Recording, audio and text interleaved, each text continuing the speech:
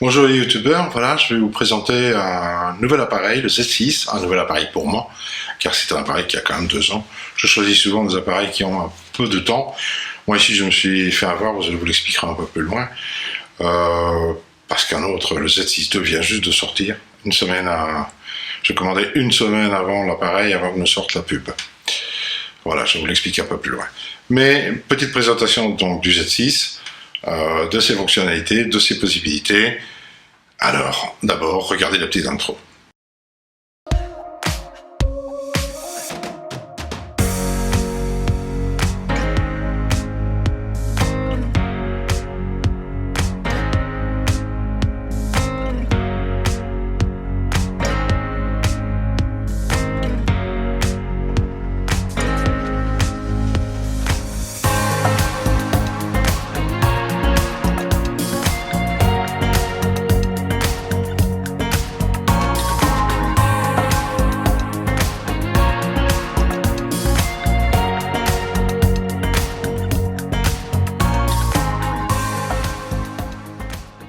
Bonjour les youtubeurs, je suis très content de vous revoir.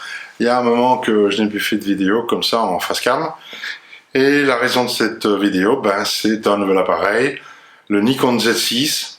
Enfin, un nouvel appareil pour moi en tout cas, parce qu'il vient d'apparaître très récemment le Z6 II. J'ai d'ailleurs été un peu refait comme ça, même par le magasin, parce que je pense qu'ils étaient au courant qu'ils allaient sortir un nouvel appareil. J'ai commandé cet appareil-ci une semaine avant que la pub ne sorte, et je pense que les magasins sont généralement au courant. Je suis un peu déçu pour cette raison-là, ne serait-ce que par mon commerçant, parce qu'il aurait dû me prévenir. Voilà, ceci dit, bon, j'ai acheté pour différentes raisons, hein, que je vais essayer de vous expliquer ici rapidement. La première raison, c'est que c'est en plein format. Je voulais passer au plein format, j'avais regardé le Panasonic, parce que je suis équipé de deux Panasonic, hein, le GH5 et le G9.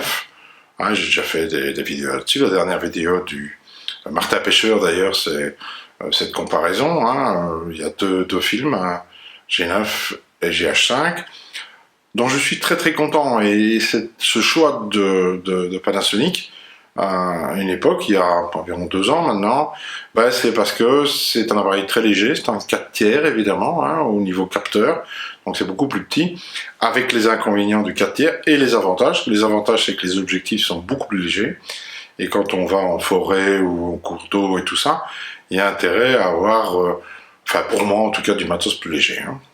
J'avais d'ailleurs, et j'ai pu m'acheter ce Nikon, parce que j'ai revendu un objectif Nikon de grand format, hein, 200-400, mais lentille très grande, et donc poids excessif. Et là, ça devenait vraiment beaucoup trop lourd pour moi, pour pouvoir le trackballer. J'ai quelques soucis de santé, du dos, des jambes, etc. Donc, je ne sais plus marcher très longtemps, ni porter très lourd, sinon j'ai vite très mal. Et donc, je fais le choix de prendre du matos qui est le plus léger possible. Sur Z6, notamment, chez Nikon, je trouve que leurs optiques, il n'y en a pas encore beaucoup, mais ils les conçoivent de telle manière que ce soit plus compact et relativement léger. J'ai d'ailleurs acheté un kit avec ce Z6. J'ai pris le kit avec le 24-70 f4 et la bague FTZ. Pourquoi? Parce que j'ai d'autres objectifs Nikon, puisque j'ai un D500 et un D90 beaucoup plus anciens. Et donc j'ai quelques objectifs qui peuvent fonctionner avec la bague FTZ. Je n'ai pas encore essayé, mais il paraît que ça marche très bien. C'est un des critères de choix. Donc le deuxième, parce que le plein format était le premier. Le second, j'ai pris Nikon parce que j'ai des objectifs Nikon. Je n'ai pas besoin en fait. J'ai regardé un peu Canon. J'ai jamais acheté du Canon. Ils ont des possibilités, ils peuvent filmer dans des quantités des RAW. Celui-ci aussi va pouvoir le faire, mais avec un appareil supplémentaire. Mais moi, je ne vais pas filmer dans ces qualités-là, ça n'a pas d'intérêt, c'est surtout pour la post-production. Alors, je fais de la post-prod, nécessairement, je travaille à la colorimétrie, j'aime ça, c'est mon passe-temps. Mais en même temps, on peut toujours acheter plus performant, mais c'est plus cher aussi, donc je restais dans des budgets relativement bas, je dirais, pour du matériel quand même semi-professionnel. Et je vous dis, c'est surtout une question d'encombrement de poids et pour l'avoir essayé, eu en main avant de l'acheter, j'ai entendu beaucoup d'échos aussi qui allaient dans le même sens que moi, c'est qu'il a une façon d'être pris en main, le grip est vraiment accessible, facile, il a une bonne préhension, et même tout ce qui est boutons, accessoires, l'accessibilité est vraiment excellente. J'étais déjà content de mes Lumix, hein, parce que c'était déjà, mais j'étais habitué, il y a des boutons qui se trouvent pas au même endroit, évidemment, donc il faut tout le temps revenir dessus, mais celui-ci a vraiment une accessibilité, je dirais, une préhension vraiment nickel. Je trouve ça extraordinaire. Une autre surprise que j'ai eue, c'est que il est, malgré que j'avais déjà un Nikon, je vous dis, le D500, c'est le dernier, mais dans les menus, ça me paraît plus compliqué quand même. C'est du Nikon, pourtant, et on me dit que c'est fort la même chose. Moi, je trouve pas. Celui-ci a une prise en main, c'est un hybride, évidemment, complet, beaucoup plus facile. Il y a notamment une touche, la touche information, la touche I, qui vous donne accès à plein de choses. Vous n'avez pas besoin d'aller dans les menus. C'est un menu dans les menus, mais ça vous facilite grandement la tâche quand vous devez photographier, filmer et pouvoir avoir accès sans devoir passer par l'écran ou vous vous baladez dans les menus. Ici, c'est accessible pratiquement en ayant l'œil dans le viseur. Et donc, on peut tout modifier, ou pratiquement tout, avec les touches. Alors, on lui reproche de ne pas avoir beaucoup de touches adaptables, je dirais, sur le Nikon. Mais avec ce menu, c'est pas vraiment indispensable, parce que celui-là est programmable, ce menu. Et donc, je peux mettre toutes les fonctions que je veux, que ce soit en photo, que ce soit en vidéo, parce qu'il y a deux menus I différents, un pour la photo, un pour la vidéo. Voilà, mon choix c'était pour en plein format, donc je suis assez content, c'est quand même assez différent quand je vois les photos, je peux cropper dedans, je peux aller chercher une finesse que je n'avais pas avec un capteur 4 tiers, je dis bien, oui, c'est beaucoup plus petit évidemment, hein.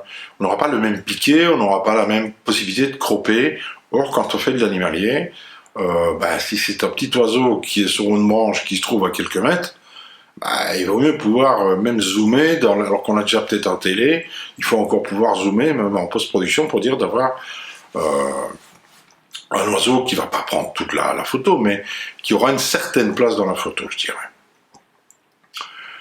Donc, deuxième raison pour laquelle j'ai fait le choix, c'est parce que j'ai des objectifs et que j'ai déjà un Nikon. Mais je trouvais qu'il avait un bon compromis, même si au niveau de la vidéo, on n'a que de la 30 images par seconde qui peut filmer en 4K. La 60 n'est pas en 4K. Mais là encore, comme je fais surtout des vidéos pour YouTube, et je trouve que quand on a déjà une bonne haute définition, c'est tout à fait acceptable. C'est vrai que quand on filme en 4K, waouh, ça pète, mais il faut encore avoir l'écran qui suit. C'est vrai que sur mon Mac, je peux le voir, mais la plupart des gens n'ont pas ce genre d'écran, à part sur peut-être leur télévision. Mais la plupart des gens qui regardent sur un GSM, sur un ordinateur, un écran d'ordinateur, la qualité, elle va nécessairement baisser. Donc il ne faut pas non plus, enfin en tout cas pour moi, à mon avis, il ne faut pas nécessairement chercher non plus à avoir une super haute définition. Et puis bon, comme l'information est en train de circuler pas mal, plus on travaille dans ces hautes définitions, plus on devient un pollueur, parce que ça, conserver des choses et fabriquer des images comme ça quand elles sont stockées, eh bien, ça pollue beaucoup plus si vous travaillez en très haute définition. Donc voilà, il faut se modérer à un moment donné, c'est ce que j'ai fait. Et puis le prix aussi, j'aurais pu prendre des modèles plus élevés, ayant plus de possibilités que ce Nikon Z6. Mais c'est un bon compromis pour moi et je suis assez content. Maniabilité, facilité d'accès au niveau des menus, possibilité des images très très nettes, et donc de pouvoir cropper aisément dans une photo sans perte de définition. C'est vrai que je filme là pour l'instant et je ne l'ai jamais fait, c'est la première fois que je fais ça, en 30 images par seconde. Je voulais voir une fois ce que ça donne, la différence, je filme souvent en 24, mais ici j'ai essayé en 30 pour voir ce que ça donne. La différence n'est pas très grande, on parle parfois de fluidité. Ce qu'on reproche aussi à ce Z6, et que même le Z6 II n'a pas, je pense, parce que c'est tout récent, hein, le Z6 II il est seulement présenté, il est en pré-vente, c'est l'écran qui peut pivoter complètement sur le côté. C'est vrai que pour un face cam, j'étais content avec mes Lumix, ils sont ça tous les deux, mais bon, j'ai acheté un écran parce que c'est quand même un écran un peu plus grand qui m'a coûté 150, 160 euros, je sais plus, c'est très bon marché sur Amazon. Je n'ai pas pris le modèle qui enregistre et tout ça. C'était surtout pour avoir un écran de support. Et donc, c'est pour ça que pour moi, ici, je me dis, bah, j'ai l'écran. Le seul petit problème, c'est que le câble n'est pas compatible. J'ai déjà deux câbles différents, avec une micro HDMI et avec une grande HDMI, puisque mon GH5, il a ça. Bah, ici, je dois acheter avec une micro HD, enfin une mini HD-C. Donc j'attends le câble. Maintenant, ça prendra un petit peu du temps parce que j'ai fait une autre commande sur Amazon. Mais voilà, je vous le présente le petit matériel, je dirais, avec ma GoPro pour vous montrer comment je fais ce petit film, les deux éclairages, l'appareil, le petit micro, et l'écran n'est pas dessus puisque je n'ai pas le câble qui va avec. J'en profite pour vous présenter un peu ce que j'appellerais mon studio, mais c'est pas vraiment mon studio. Là, le matos informatique, hein, l'Apple l'iMac grand format, l'Asus qui est derrière, une petite lumière qui me peut déboucher les ombres, et le Neewer qui est un truc sur pile, sur batterie. Et voilà l'engin que je vous présente aujourd'hui. C'est le Nikon Z6. Et dont je suis assez content avec l'objectif 24-70. Alors l'image ne sera peut-être pas terrible, je suis désolé, mais c'est juste pour vous présenter comment je fonctionne au niveau du système lumineux. C'est assez léger, c'est pour ça que je l'ai choisi. Hein. J'avais des gros spots qui sont dans l'autre endroit. Voilà, maintenant je suis assez... Je suis obligé de pouvoir voir mon image pour vérifier que la netteté, par exemple, est bien présente. Là, je fais confiance à Nikon et je crois que je suis pas mécontent. J'ai trouvé le réglage qui me permet d'avoir une netteté. Je fais une ouverture pas trop grande, mais de toute façon, le fond n'est pas très loin, donc je n'aurai jamais un flou d'arrière-plan, même avec une très très grande ouverture. Je me réjouis quand même d'avoir l'écran pour me voir quand on se filme comme ça, c'est plus intéressant. Je lui fais confiance et je crois que le résultat n'est pas trop mauvais. Vous m'en direz quoi dans les commentaires. Voilà, je vous laisse un petit film qui va expliquer les erreurs que j'ai commises, hein, voilà, notamment au niveau de la stabilisation. Je vous montre dans quelques photos, notamment dans le magasin, à la fin, je pense, de la vidéo, comment une photo peut être prise dans des conditions qui ne sont pas terribles au point de vue éclairage, parce qu'un des gros avantages, c'est qu'il monte en ISO assez facilement. Même ici, en fait, je fais un éclairage relativement chaud, et donc l'appareil est obligé de monter en ISO à, je crois, 1600 ou quelque chose comme ça. Vous me direz quoi au niveau du grain? Je trouve que c'est, dans le peu que j'ai vu en faisant mes essais pour trouver les réglages, eh ben, c'est très très très acceptable. Ça va? Voilà, je vous laisse à la petite image, aux images. Hein, j'ai filmé quelques fontaines dans ma région, puisque j'habite sur Fontaine. Juste pour essayer l'appareil, pour vous montrer. Et donc j'ai fait quelques erreurs et vous en profiterez pour ne pas les commettre. Merci. À bientôt.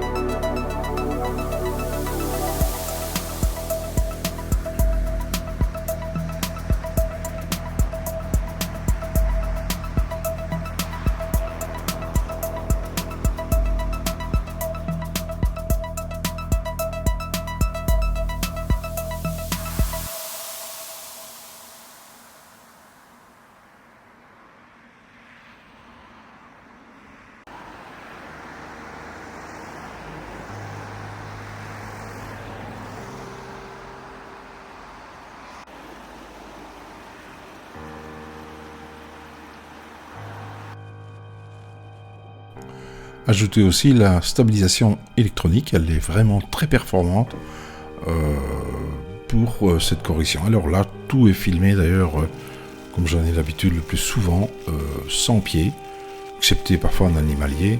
J'ai juste fait un petit film sur les fontaines de ma région, en fait de ma commune. Hein, c'est Chaudfontaine. Et voilà, c'était un sujet. J'ai l'appareil depuis seulement une semaine et demie. Et donc, c'était mes premiers essais, donc mes premières erreurs. Il y a d'autres erreurs, hein, on voit que ça bouge quand même un petit peu. J'ai acheté une poignée en fait sur une cage et je n'y suis pas encore habitué. Parfois, j'ai vraiment une oblique qui n'est pas juste. Et il y a effectivement comme une petite boussole là, hein, qui nous permet de stabiliser, de le mettre à l'horizontale. Mais en fait, on ne sait pas la laisser tout le temps. Si je la mets, je n'ai plus les autres informations. Et je ne suis pas encore habitué avec cette nouvelle cage et la poignée qui est un peu décalée. Et donc, toutes mes images parfois étaient un petit peu de travers, en fait, légèrement inclinées, pas tout à fait horizontales. C'est un nouvel appareil, il faut s'y habituer. Quelques éléments très simples de vision. Je fais beaucoup de plans, mais il faudra que je me calme un petit peu. Des plans où je déplace la caméra. Il faudrait mieux faire des plans fixes. C'est toujours plus facile et plus accepté. Voilà, comme ici, je ne bouge pratiquement pas. C'est le train qui bouge évidemment et c'est un plan fixe presque, regardez, ça se déplace très légèrement vers la droite, c'est pour remontrer un peu la gare, mais c'est vraiment pratiquement un plan fixe. J'ai une sale tendance, et beaucoup de vidéastes l'ont, c'est de faire des mouvements de caméra. Je teste d'ailleurs dans ces escaliers pour voir la stabilisation. C'est pas tout à fait ça, il faudra un stabilisateur. Je dirais ma petite caméra sport fait presque mieux que ça. Mais bon, je débute avec l'appareil, donc il est possible aussi que je sois toujours en SPT, ce qui n'est pas juste, évidemment. Je crois que c'était la matinée, puis je suis retourné un peu fin de journée. Et voilà, on a ici un plan un peu préfixe, qui reste assez correct. Il fait très sombre, hein, la journée n'est vraiment pas belle. Mais c'est aussi une manière de tester l'appareil. Ici, autre erreur de ma part, il y a dans l'appareil quelque chose qui permet pour les tubes néons d'éviter ce tremblement. Et oui, je ne le connaissais pas encore, je ne savais pas encore. Je pense que je savais intellectuellement, mais pas encore dans la pratique, quoi. Je voulais juste essayer comment ça fonctionnait dans le sombre, et cette adaptation, quand on va vers la lumière beaucoup plus crue. Alors ça se fait, c'est un peu lent à mon goût, mais bon, voilà, c'est pas le genre de truc qu'on fait habituellement. Ici, c'est juste un test. Un peu de haute vitesse. Juste 120 images par seconde, je crois. Voilà, pour montrer sur le drapeau. Voilà quelques visions nocturnes qui sont aussi intéressantes. Alors oui, il y a du grain, mais bien que ça a l'air éclairé, il fait vraiment très très sombre dans cet endroit. Et c'était donc pour moi l'occasion de tester comment il réalise. Et regardez, c'est un peu incliné sur la droite. Vous allez peut-être croire que je suis passé au piano boire un coup, mais non, je ne suis pas encore habitué à cette cage avec la poignée qui était légèrement décalée par rapport à ma main droite. Donc ma main gauche était un peu plus haut que ma main droite, et à mon avis, je veux compenser. Et c'est une erreur, donc il faudra que je m'habitue et que je fasse attention à ça. Surtout des petites erreurs c'est pour ça que je parle de prise en main. Mais bon, voilà, ce que je trouve dans cet appareil, ce qui est super, c'est la fonction I, information, en fait, qui contient vraiment beaucoup de données, très accessible, bien plus accessible que dans d'autres appareils que j'ai, parce que j'ai plusieurs appareils. J'ai plusieurs Lumix différents, j'ai un D500, j'ai le Nikon Z6 maintenant. Bon, je trouve quand même qu'on voit une différence, en tout cas moi je le vois. Maintenant, vous ne le verrez peut-être pas sur YouTube, mais le piqué de l'image, la netteté, c'est vraiment quand même très différent. Quelques photos encore où je fais un grossissement de 400% pour vous montrer que l'image reste très bonne, même malgré cet agrandissement. Je l'ai fait sur 2-3 photos simplement pour que voilà, en voilà une.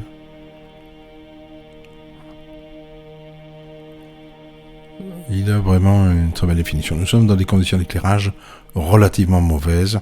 Il monte à 1600 ISO facile, parfois plus haut. Mais même en portrait, ça reste tout à fait acceptable dans ces images.